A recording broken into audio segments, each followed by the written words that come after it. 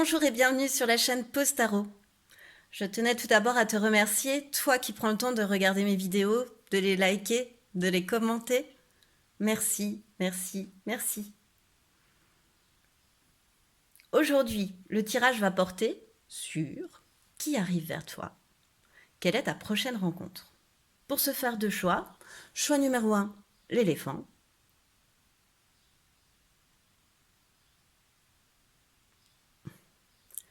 Choix numéro 2, oups, la tortue.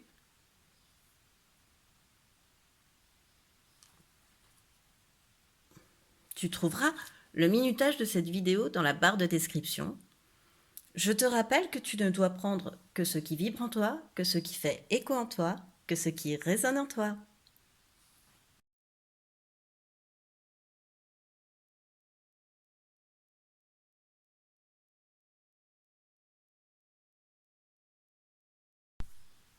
Bonjour et bienvenue à toi qui as fait le choix numéro 1, le choix de petit éléphant.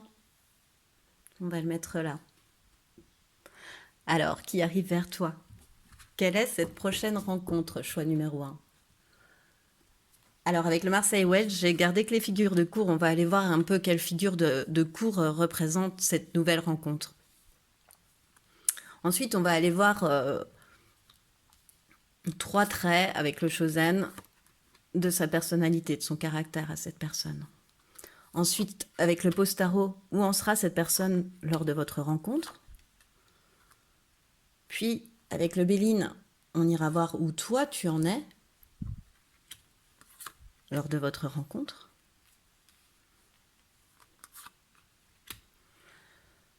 On ira essayer de faire une datation de cette rencontre avec l'oracle Chakraker. Et ensuite, avec le Wandering Star, on ira voir pourquoi cette rencontre.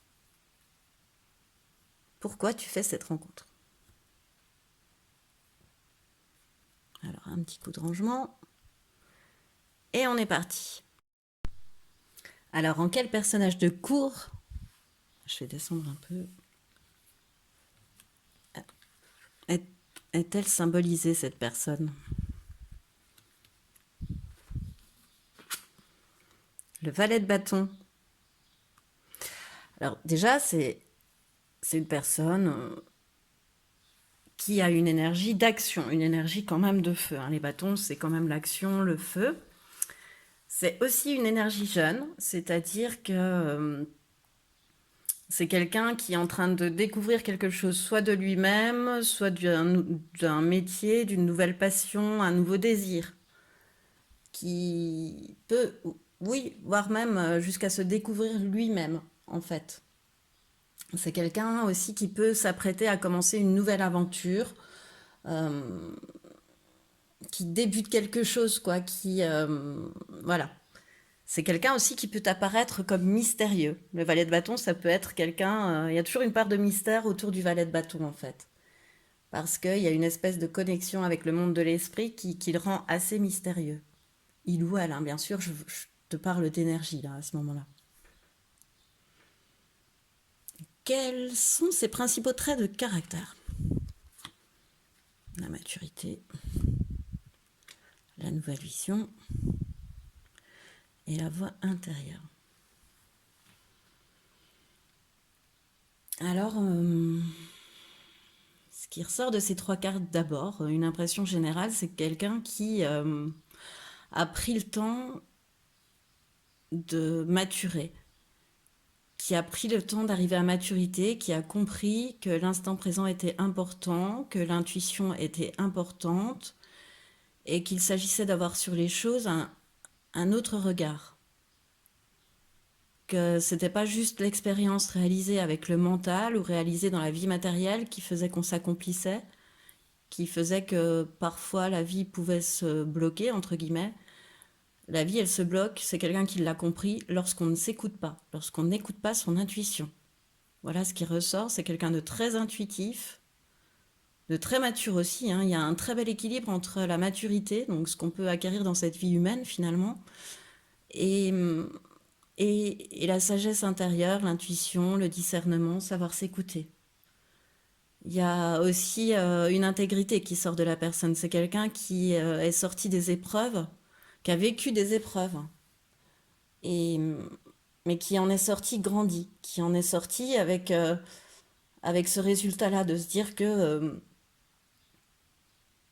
c'est bien d'avoir une aisance matérielle, etc. C'est bien d'avoir acquis une certaine maturité, que ce soit sentimentale, professionnelle, etc. Mais c'est pas ça qui rend heureux. Et, et ce qui rend réellement heureux, c'est de savoir s'écouter, savoir aller là où notre intuition, notre voix nous mène. En ayant bien évidemment cet avantage de maturité aussi, hein.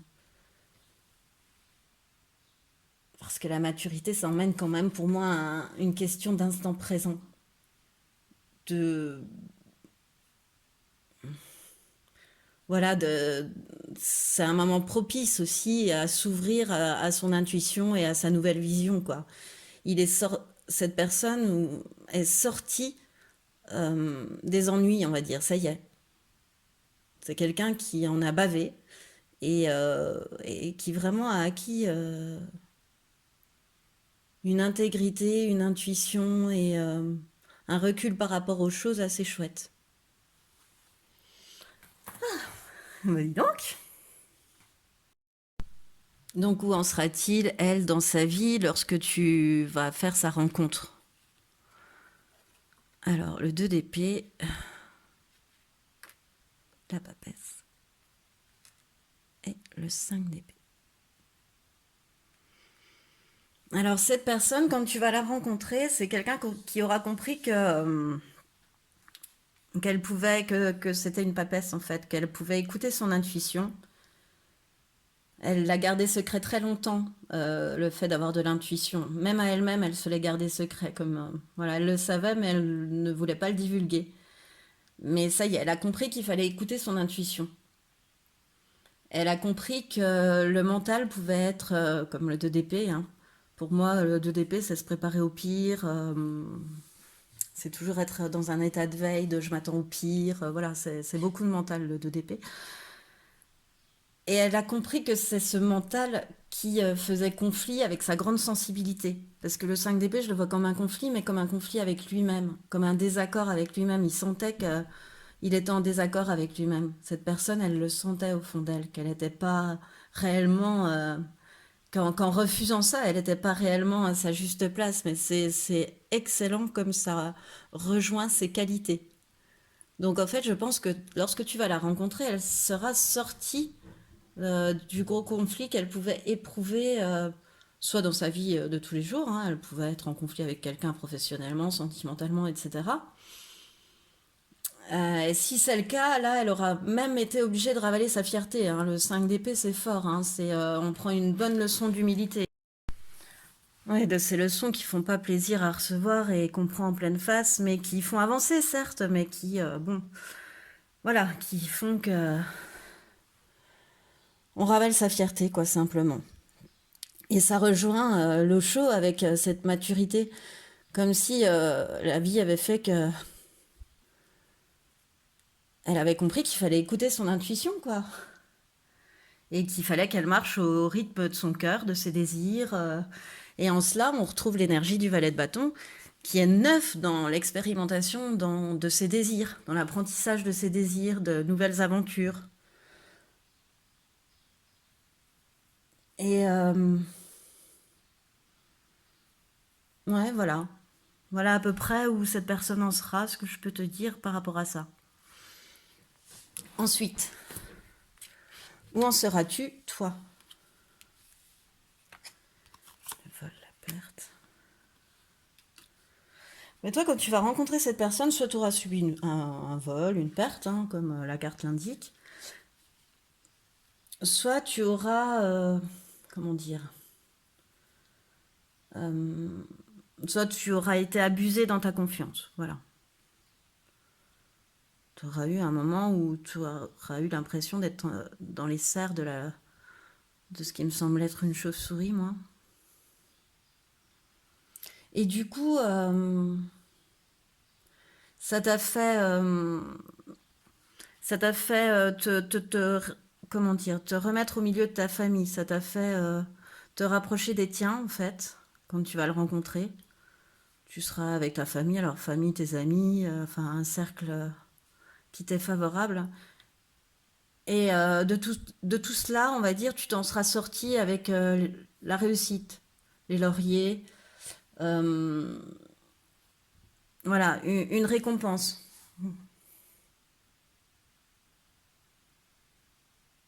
Oui.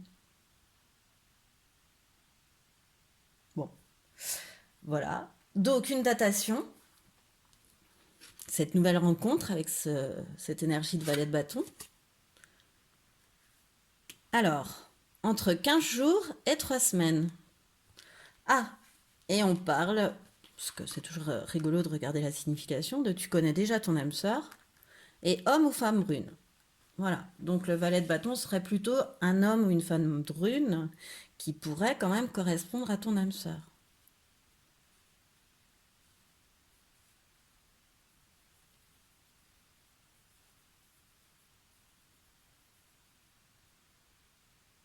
C'est rigolo ce qui vient de me venir, pardon, je reviens, mais l'éléphant, je crois que c'était pas anodin que tu le choisis si t'as plus à toi, choix numéro un. Donc, ce qui me revient avec la famille, c'est que et l'éléphant est symbole pour moi d'héritage familial, de choses qu'on a héritées de sa famille. Et comme si au moment de la rencontre, comme si tu avais compris que du fait de ce poids familial, tu avais perdu du temps, perdu des ambitions, perdu des choses en fait, de par ces conditionnements quelque part. Et tu es en train de t'en sortir. Comme par exemple en faisant un soin, en faisant des choses comme ça. Tu es en train de sortir de cet héritage transgénérationnel et familial. Voilà, lorsque tu vas rencontrer cette personne. Et que cette personne est quand même ton âme sœur. Donc plutôt brun ou brune. 15 jours, 3 semaines, c'est pas beaucoup quand même. Trop bien. Pourquoi cette rencontre? Alors le fou est le 7 de coupe.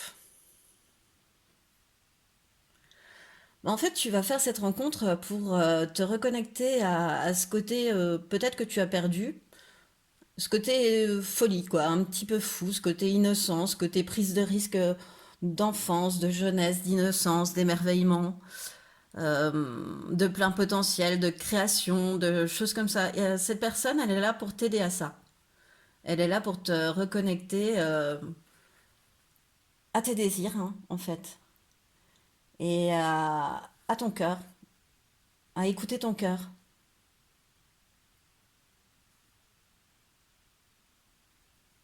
Bien évidemment, elle est là pour te faire comprendre aussi que cet esprit d'émerveillement, qui est absolument fabuleux, hein, euh, ne va pas sans prise de risque. C'est-à-dire que pour toi, cette personne, elle est là pour te dire que parfois dans la vie, il faut savoir prendre des risques aussi, tout en sachant s'écouter. Et elle est là pour te montrer aussi, et pour tous les deux, c'est comme si cette rencontre allait t'amener, je veux dire, pardon, de nouvelles opportunités qui vont qui vont t'interroger sur tes réelles passions, sur ce qui te fait vibrer à l'intérieur de toi. Peut-être des passions enfouies, profondes. Bah, cette personne, elle est là pour venir les titiller, pour venir les réveiller. Euh, Elle est là que parfois, il faut savoir aussi faire des choix extrêmes pour vivre ce qu'on a à vivre pleinement heureux, pleinement satisfait, pleinement bien avec nous-mêmes en fait aussi, hein. Et pour te faire écouter ton instinct, tout simplement. Certainement, ton intuition et te montrer comment faire encore plus preuve de discernement, pour atteindre vraiment. En fait, elle est là pour te dire que les passions, elles méritent une prise de risque. Vivre de sa passion, ça mérite de prendre un risque. Et elle est là pour t'aider à ça, pour te rassurer là-dessus déjà, et, euh, et pour te dire écouter son instinct entraîne forcément des choix et des prises de risques. Mais, mais positif, quoi. Enfin, de manière, ça t'apportera beaucoup plus une fois que tu les auras faits. Elle est là pour t'accompagner à ça. Tu l'as rencontrée pour t'accompagner à ça. Et elle est aussi là pour te faire avancer sans doute ni regret, en fait, pour te faire avancer vraiment selon ton instinct et en suivant tes passions. Voilà, il y a extrême là, et avec le fou, c'est voilà, pour vraiment suivre ce que tu as à l'intérieur de toi, bien profondément caché, mais que tu vas adorer suivre finalement. Ça va parce qu'en fait, être avec cet esprit jeune là, cette énergie jeune, ça va raviver ta passion. C'est quelqu'un qui va t'interpeller sur tes réelles passions. Maintenant que tu es délivré du poids familial, peut-être que tu vas pouvoir suivre tes réelles passions avec cette personne qu'elle est là pour t'accompagner, être guidée par son esprit neuf, jeune et créatif. Eh bien, c'est ce qui termine ton tirage, choix numéro un. J'espère que ça t'a plu. Moi, ça m'a fait très plaisir de te le faire. Je te remercie d'avoir pris le temps d'écouter ce tirage jusqu'au bout. Je t'invite à liker, à commenter, à partager, voire à t'abonner avec la petite cloche. Et je te dis à bientôt.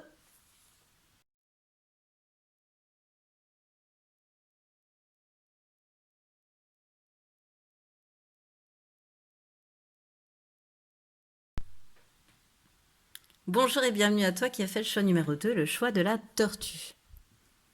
On va la mettre ici. On verra après si ça détermine ton caractère ou le sien, ou celui de cette personne. Alors, j'ai pris les figures de cour du Marseille Ouette. On ira voir quelle figure de cour représente cette personne. Ensuite, avec le Chosen, on ira voir les principaux traits de son caractère. Puis avec le Postaro, où cette personne en sera quand tu vas la rencontrer. Avec le Béline, où toi tu en seras lorsque tu vas la rencontrer. Ensuite, avec l'oracle chakra du cœur, on essaiera d'aller dater. Et ensuite, avec le Wandering Star, on ira voir pourquoi cette personne est-elle arrivée à toi. Alors, je range un petit peu, je redescends un petit peu, que tout se voit bien, pour tout redéranger dans quelques minutes, mais bon, voilà. Ça me plaît, oui, ça me plaît. Hop là, ah oui. Allez, c'est bien rangé, je pense qu'on peut y aller. Quelle figure de cour symbolise la personne que tu vas rencontrer? Celle qui arrive vers toi là. La reine de denier. Alors la reine de denier, c'est quelqu'un qui arrive à faire beaucoup avec peu. C'est quelqu'un qui est une très bonne gestionnaire de son foyer, qui s'occupe très bien de son foyer, qui est à l'écoute, qui est réceptive, qui est dans l'aide de son prochain. Voilà. Donc la personne qui arrive à toi, elle est comme ça. C'est quelqu'un qui est pleine d'assurance, pleine de confiance, hein.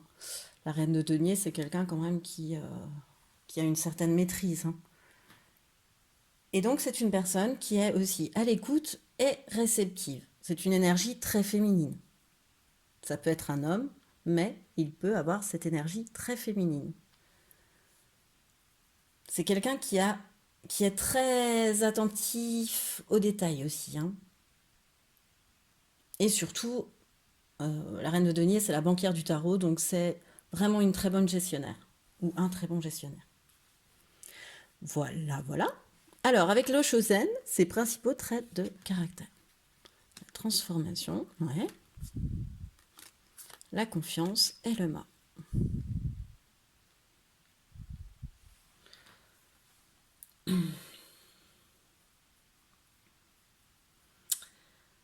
Alors avec la transformation, moi je te dirais que c'est quelqu'un qui a compris qu'il fallait dépasser son mental, qui avait beaucoup plus à gagner en écoutant ses intuitions, en écoutant ce qui nous arrive, qu'en écoutant son mental.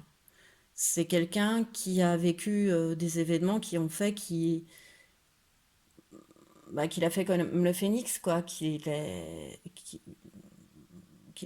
enfin voilà, en, en pleine résurrection. C'est quelqu'un qui a compris vraiment qu'il fallait faire confiance à son intuition. Pardon, j'ai un peu bugué là sur les mots.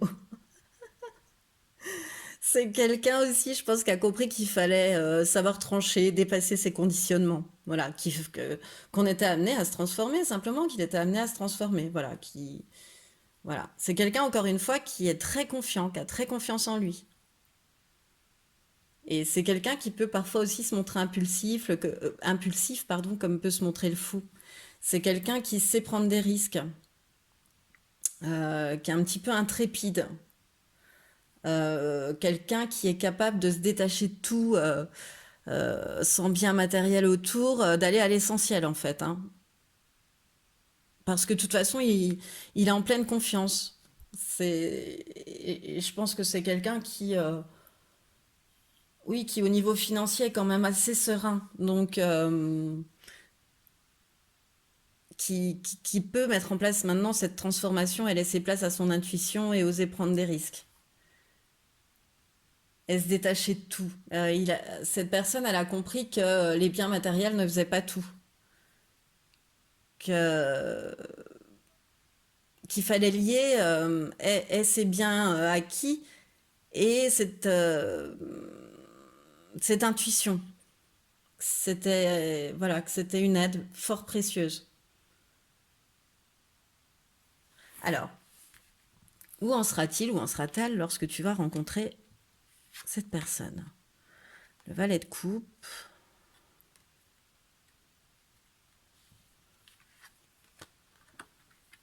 le 4 de coupe.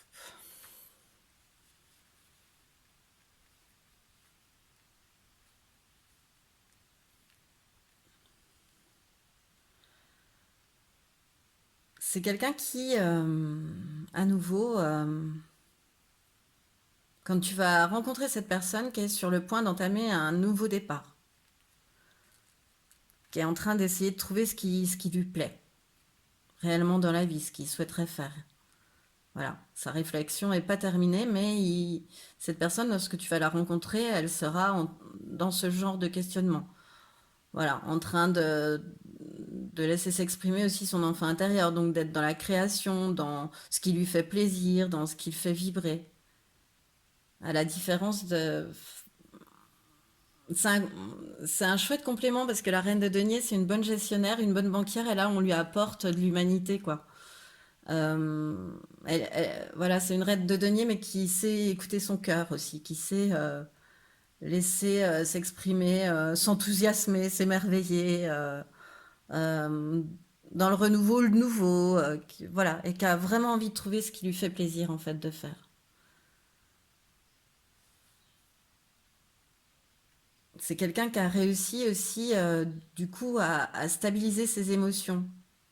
Et parfois, ça peut même presque l'ennuyer, quoi. Quand cette personne, enfin, elle sera dans un équilibre émotionnel lorsque tu vas la rencontrer, mais comme un peu frustrée, comme un peu dans l'ennui, parce que trop stable, trop sérieux.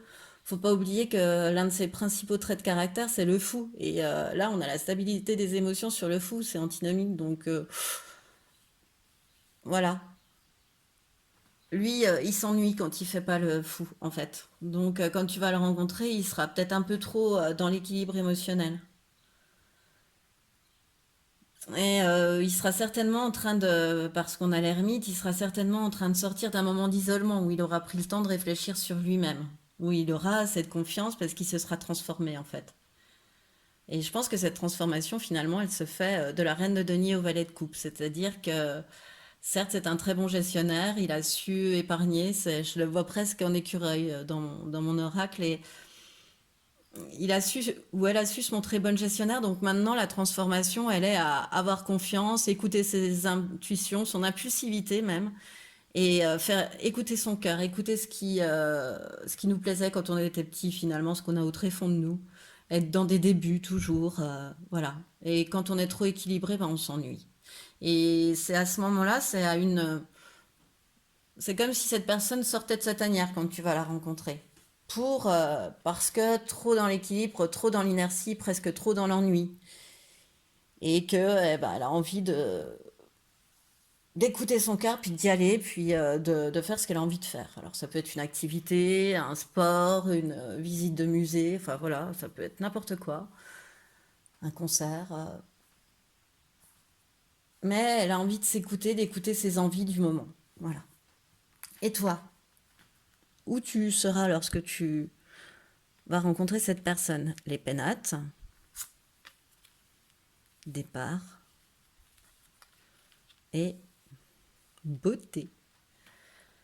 Alors moi, tout de suite, ce qui me vient, c'est que le départ, il se fait vers tes pénates. Donc, c'est comme si, ben, lorsque tu vas rencontrer cette personne, t'es sorti d'une situation un peu, bon, ça va, un peu montagne russe, et que finalement, tu t'étais dit, ben, on est bien chez soi, quoi. On est bien dans ses pénates, on est bien chez soi. C'est comme si tu t'éloignais d'une situation, ah oui, un peu difficile parfois, hein. Il y avait des hauts et des bas pour te mettre à l'abri dans ta tour, dans tes pénates, quoi. Pour être peinard, peinarde. Voilà, quand tu vas rencontrer cette personne, tu seras un peu dans cet état d'esprit-là. Et, et blindé d'espoir, en fait, aussi. C'est-à-dire que tu auras pris la décision consciemment parce que tu sais que ça t'amène à autre chose de beaucoup plus beau, de beaucoup plus... voilà, de beaucoup plus épanouissant, pardon, beaucoup plus porteur d'espoir. Tu seras pas désolé de rentrer chez toi, en fait. Au contraire, tu n'y verras que du bon. Alors, une petite datation pour cette prochaine rencontre. Alors, de 6 à 7 mois. De 6 à 7 mois. Bon, bah voilà, de 6 à 7 mois, quoi. Faut attendre que...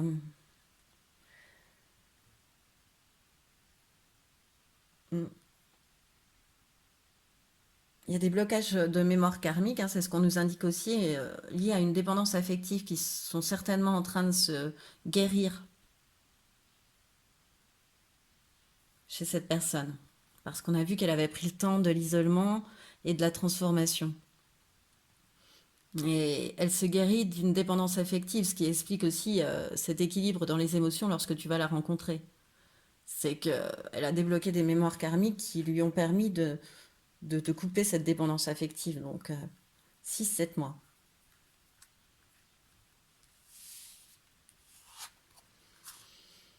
Ensuite, pourquoi cette rencontre arrive à toi? La reine de denier. Oh, c'est trop. Reine de denier, reine de denier. Et l'impératrice. Ah, c'est trop. Parce qu'en fait, là, c'est ses énergies à elle, à cette personne, en fait. Et ce qu'elle souhaite, en fait, ce que je sens, moi, c'est qu'elle souhaite te faire devenir comme elle, enfin, t'aider à devenir comme elle. Parce que, en fait, c'est un juste échange. C'est-à-dire que là, c'est elle, et là, c'est toi. Et c'est comme si ça pouvait s'inverser. C'est-à-dire que elle t'apporte la bonne gestion, comment dire, la sagesse, savoir reconnaître son charme, savoir, voilà, savoir être, voilà, pleine d'assurance et de confiance, avoir une, voilà, t'apporte de l'assise, en fait, on va dire. Et toi, tu es là pour lui apporter du cœur, comme ce qu'on a vu avec la reine de denier et le valet de coupe. Comme si toi, elle t'apportait de l'énergie yang et toi de l'énergie yin. Voilà. C'est-à-dire que toi, tu es là pour l'aider à creuser ses émotions, ses rêves, etc. Et elle est là pour t'ouvrir à ton abondance, mais beaucoup plus matérielle, beaucoup plus, mais même non, à ton abondance, à ta confiance, à ton assurance, voilà, à une autre abondance. En fait, vous êtes là vraiment euh, pour vous apporter le surplus que chacun vous avez. Toi, tu dois certainement avoir trop de yin, trop d'énergie féminine, et l'autre personne trop de yang, d'énergie masculine. Donc, c'est comme si vous faisiez un échange. C'est quoi, comme si toi, tu l'aidais à avoir plus de cœur, plus d'émotionnel, et comme si cette autre personne arrivait à faire de toi quelqu'un euh, qui est plus attentif aux détails et qui gère mieux son truc, quoi. C'est très très beau, hein. C'est super chouette et c'est trop. Quand on retrouve la reine de denier là. Bon, certes, 6 à 7 mois, mais qu'est-ce que c'est pour sortir d'une dépendance affective et de blocage karmique? Le travail peut parfois être un petit peu plus long. De toute façon, demande du temps pour moi. Mais c'est chouette, c'est vraiment très beau ce que vous vous échangez. Voilà, entre les émotions et la confiance et l'assurance, c'est vraiment très très chouette. Eh bien, c'est ce qui met fin, choix numéro 2 à ton tirage. J'espère que tu as aimé. Moi, en tous les cas, j'ai apprécié de le faire. Donc, si vraiment tu as aimé, je t'invite à liker, à commenter, à partager, voire même à t'abonner avec la petite cloche. Et je te dis à bientôt.